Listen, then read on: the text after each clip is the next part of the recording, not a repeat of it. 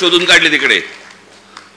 नवी मुंबई महानगरपालिकेचे आयुक्तांच्या बंगल्यावरती आयुक्ताच्या बंगल्यावरती 550 मतदारांची नोंदणी आहे. नवी मुंबई महानगरपालिकेच्या आयुक्ताच्या बंगल्यावर. तुझ्या इकडेच का काय? आता मला आठवत नाही बघा, परवा दिवशी कुठेतरी एकाचा पत्ता सुलभ शौचालयाचा आहे. चला बसला असताना सही घेतली काय?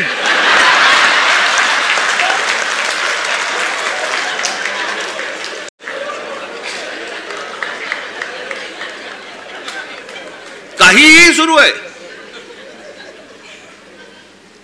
आणि मला असं वाटतं हा काही पोरखेळ नाहीये. हा आमच्या सर्वांच्या आयुष्यातली प्रत्येकाची 5-5 वर्ष जात आहेत. मी नेहमी सांगत आलो, माझा पुनर्जन्मावरती विश्वास नाहीये. या जन्मामध्ये ज्या काही गोष्टी आहेत तुमच्या, या महाराष्ट्राचं भलं झालं पाहिजे, या महाराष्ट्राचं काही चांगलं झालं पाहिजे, याच्यासाठी म्हणून मी स्वप्न पाहतोय, तुम्ही स्वप्न पाहतात. आणि त्या स्वप्नांची जर राख रांगोळी जर समजा ही मशीन्स करणार असतील, काय उपयोग आहे निवडणुकांना?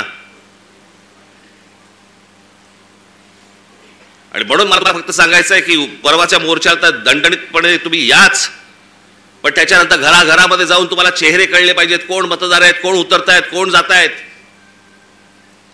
हे प्रत्येक ठिकाणी जे सगळे दुबार बिबार भरलेत, हे सगळे नष्ट केले पाहिजेत. आणि अत्यंत चांगल्या पद्धतीने या महाराष्ट्रामध्ये निवडणुका झाल्या पाहिजेत. बाकीच्या ज्या काही कायदेशीर ज्या काही गोष्टी करायच्या त्या चालू आहेत, ते करणं सुरूच आहे. तुम्हाला 1 तारखेला अनेक गोष्टी समजतीलच काय काय पुढे सुरू आहे ते. आणि टप्प्याटप्प्याने आपल्याला पुढे जायला लागेल. ही एक खूप मोठी लढाई आहे. ही आपल्याला सर्वांना एकत्र लढावी लागेल, महाराष्ट्राला लढावी लागेल. प्रत्येक वेळेला महाराष्ट्रानेच पहिलं पाऊल पुढे टाकलेलं आहे. यावेळेला देखील पहिलं पाऊल महाराष्ट्रच टाकेल.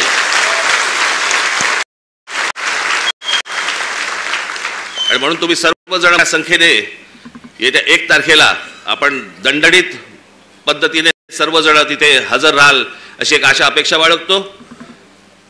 मग अशी म्हटल्याप्रमाणे तिकडे बसेस सगळं किती होऊ शकणार आहे मला माहिती नाहीये, कारण शक्य नाही होणार.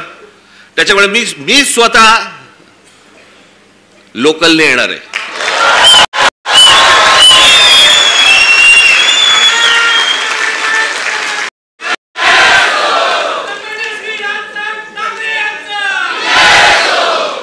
मागे एकदा डोंबिवलीवरनं आलो होतो.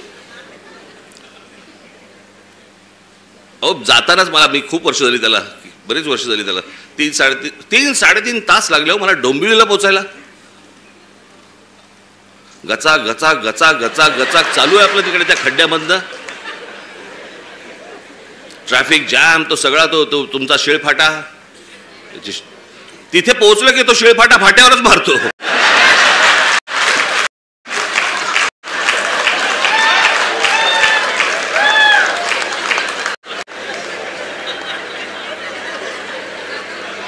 मग मी तिथनं येताना विचार केला, म्हटलं नाही आपण जरा ट्रेनने जाऊ आता परत. बाबा माझी काय परत आता तयारी इच्छा नाही. म्हटलं गेलो तिकडे. मग आमचे हे सगळे पत्रकार बांधव, एक गर्दी तिकडे.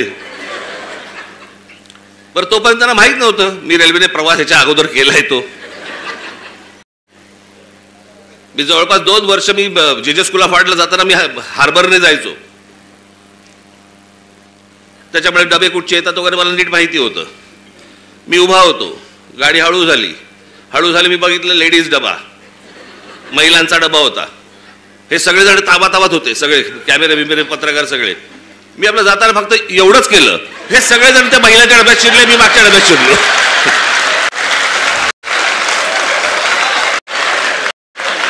मी काहीच नाही केलं, मी फक्त एवढंच केलं जरा. हे सगळेजण त्या डब्यामध्ये शिरले, मी पुढच्या डब्यामध्ये. आणि मग त्या जाळ्या होत्या, जाळ्यांमधनं शूट करत बसले मला सगळे.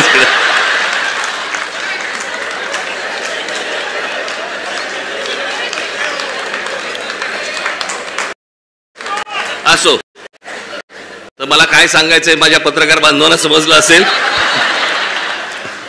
1 तारखेला विनाकारण गर्दी करू नका. तर मी 1 तारखेला तिकडे येणार आहे. रेल्वेने मी खूप अगोदरच पोहोचणार आहे तिथे, लवकर येऊन थांबणार आहे तिकडे. कुठे थांबणार ते सांगणार नाही तुम्हाला, पण अगोदर येणार. तुम्ही सगळेजण जोरदार तयारीला लागा. 1 तारखेला तर याच या, पण त्याच्यानंतर प्रत्येकाला घराघरामध्ये जाऊन सर्व मतदारांना आपण भेटा, त्यांच्याशी बोला, मतदार यादीमधलं नाव सगळ्यांची चेक करा आणि मग जेव्हा कधी निवडणुका होतील, जेव्हा कधी काय होतील त्यावेळेला आपण निवडणुका लढू. तोपर्यंत आज जे पाहिलंय ते घराघरापर्यंत पोहोचवा. धन्यवाद. जय हिंद, जय महाराष्ट्र.